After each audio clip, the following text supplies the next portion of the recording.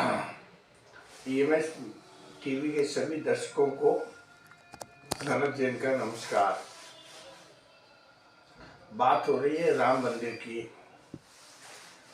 राम मंदिर की प्राण प्रतिष्ठा का कार्यक्रम 22 जनवरी को आयोजित है। आज अयोध्या में घट यात्रा के साथ प्राण प्रतिष्ठा का कार्यक्रम शुरू हो गया। बड़े अरसे से राम मंदिर को लेकर जो लोगों में प्रतीक्षा थी वह जल्द ही पूरी होने जा रही है। लेकिन सबसे बड़े आश्चर्य की बात यह है कि इसको लेकर जितनी विवाद देखने को आ रहे हैं वह भी आश्चर्य प्रकट करने वाले हैं। आज पुरी के शंकराचार्य निश्चलानंद स्वामी ने भारतीय जनता पार्टी, विश्व हिंदू परिषद, मोदी और योगी पर तीखे प्रहार करते हुए राम मंदिर के आंदोलन में और राम मंदिर के निर्माण में शंकराचार्य की क्या भूमिका है इसको बताने का प्रयास किया। इसी तरीके से शंकराचार्य अवमुक्तेश्वरानंद ने भी राम मंदिर आंदोलन को लेकर शंकराचार्य ने जो उसमें योगदान दिया है उसको लेकर भी उन्होंने नवभारत टाइम्स को एक इंटरव्यू दिया। उसमें सारी स्थितियों को स्पष्ट करते हुए भारतीय जनता पार्टी, विश्व हिंदू परिषद और राम जन्म तीर्थ क्षेत्र कमेटी के ऊपर बहुत बड़े सवाल खड़े कर दिए हैं। और इससे ऐसा लगता है कि हिंदुओं के बीच में ही अब एक बार फिर बंटवारे की नौबत राम मंदिर निर्माण के साथ साथ आना शुरू हो गई है। जहां एक और शंकराचार्य यह कह रहे हैं कि प्राण प्रतिष्ठा का कार्यक्रम अधूरे निर्माण के दौरान नहीं किया जा सकता है।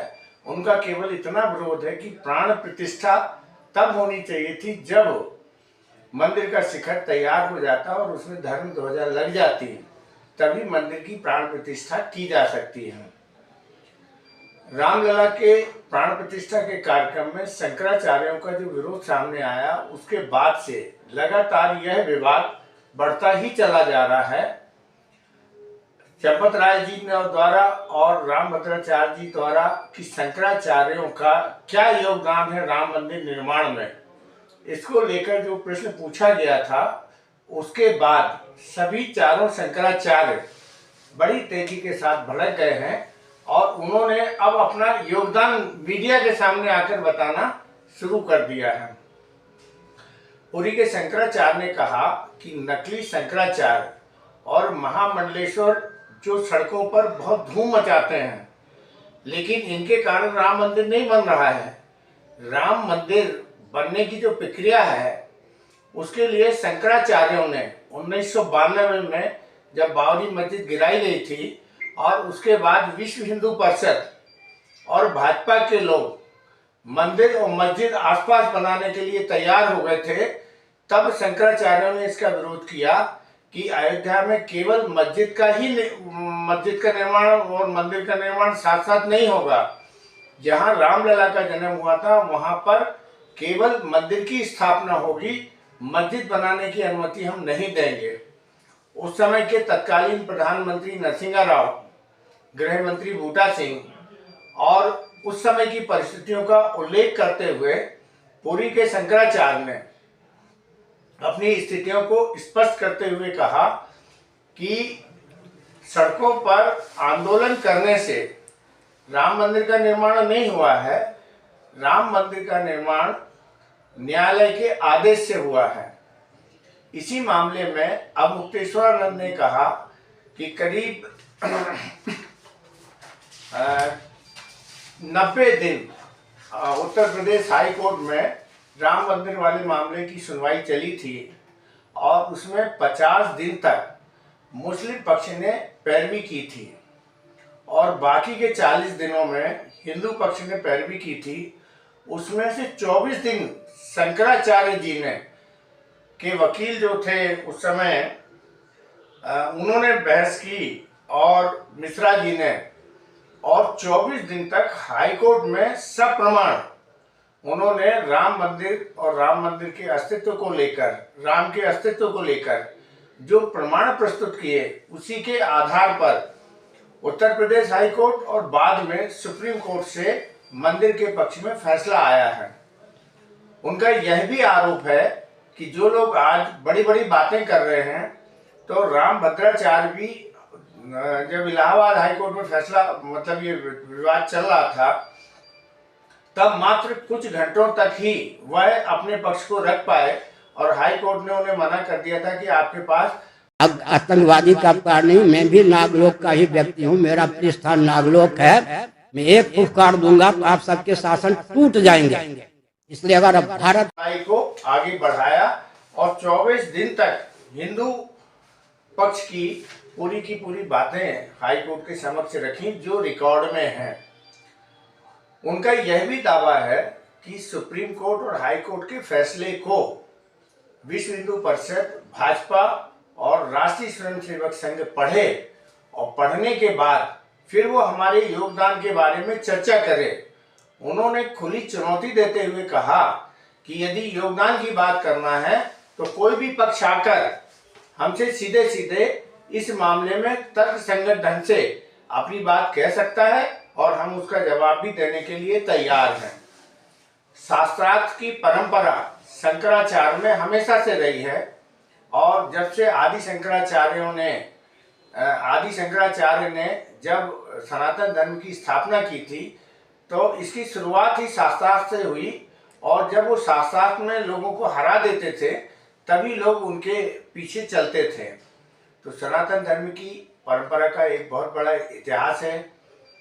सनातन धर्म को स्थापित करने वाले आदि शंकराचार्य की परंपरा के अनुसार ही 4 शंकराचार्य भारत में 4 पीठों पे हैं और इन पीठ के शंकराचार्य को जिस तरीके से सनातन धर्म के लोग ही, हिंदू लोग ही नकली धर्माचार्य, ऐसा उनका आरोप है निश्चलानंद जी का, कि नकली शंकराचार्य और नकली महामंडलेश्वर बनाकर और यदि उनके माध्यम से शंकराचार्यों को अपमानित करने का काम किया जाएगा तो यह शंकराचार्य सहन नहीं करेंगे।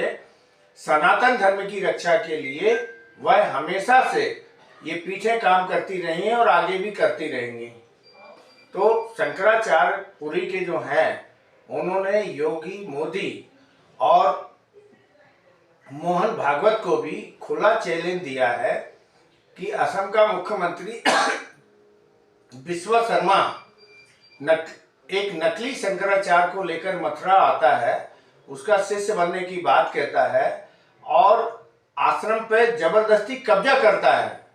इस बात को मेरे द्वारा उत्तर प्रदेश के मुख्यमंत्री योगी को भी बताया गया, लेकिन उस पर कोई कार्रवाई नहीं की और उल्टा मौन समर्थन देकर हिंदू समाज को विभक्त करने का काम ये लोग कर रहे हैं। पुरी के शंकराचार्य आज बहुत नाराज थे। उन्होंने मीडिया में अपना साक्षात्कार देते हुए कहा कि हम लोग नागवंश के लोग हैं, एक फुक्कार मारेंगे और अस्तित्व खत्म हो जाएगा, तो हमको इतना मत परेशान करें या शंकराचार्य की पीठ को चुनौती देने का काम नहीं करें। यदि चुनौती देंगे तो फिर वो परिणाम भुगतने के लिए भी तैयार रहे हैं। तो राम मंदिर निर्माण पूरा चल रहा है। प्राण प्रतिष्ठा भी 22 जनवरी को होने जा रही है। विधिवत कार्यक्रम शुरू हो गए हैं, लेकिन सबसे बड़े आश्चर्य की बात है कि शंकराचार्यों के साथ बैठकर इस मामले के विवाद को सुलझाने के लिए ना तो संघ परिवार सामने आ रहा है, ना विश्व हिंदू परिषद सामने आ रही है और ना रामानंद संप्रदाय के लोग आगे आ रहे हैं। उल्टा उस शंकराचार्यों को जिस तरीके से अपमानित कर रहे हैं, उनके बारे में व्यक्तिगत टिप्पणी करके पूरे मामले में एक तूल देने का प्रयास कर रहे हैं। उसके कारण अब वो उनका सीधा हमला अब तथाकथित जो मंदिर निर्माण में अभी वर्तमान में पदाधिकारी हैं और वर्तमान में जो शासन अध्यक्ष हैं, उनके ऊपर आरोप लगाना शुरू कर दिए हैं।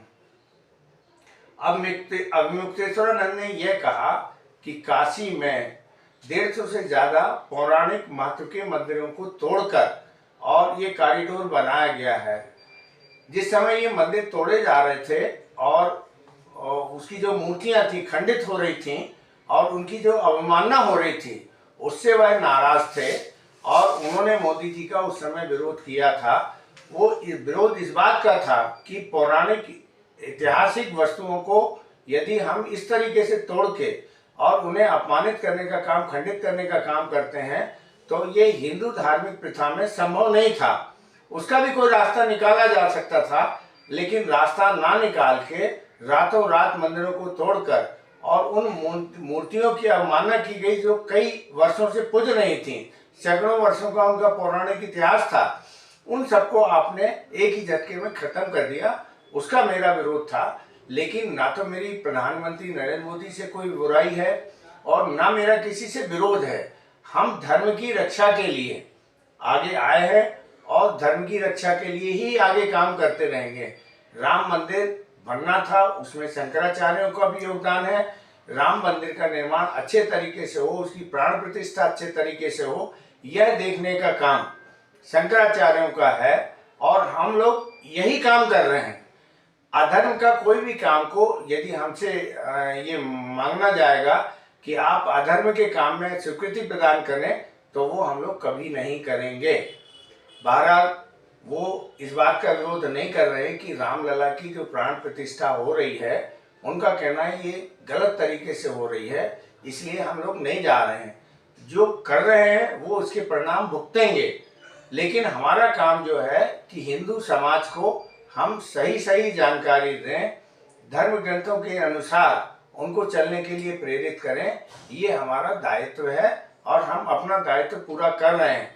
लेकिन जिस तरीके से बार बार राम तीर्थ जन्म कमेटी जो है या जो और अन्य लोग हैं वो शंकराचार्यों को यदि अपमानित करने का काम करते हैं, तो यह अपमान बर्दाश्त नहीं किया जाएगा।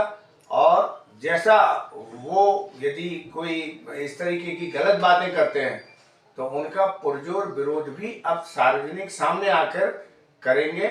यह बात आज पुरी के शंकराचार्य निश्चलानंद जी ने और ज्योतिष पीठ के शंकराचार्य स्वामी अव्यक्तेश्वरानंद ने जिस तरीके से कही है, उससे एक चिंता का विषय यह भी बन रहा है कि राम मंदिर का निर्माण हो रहा है, हिंदू समाज को और सशक्त होना चाहिए।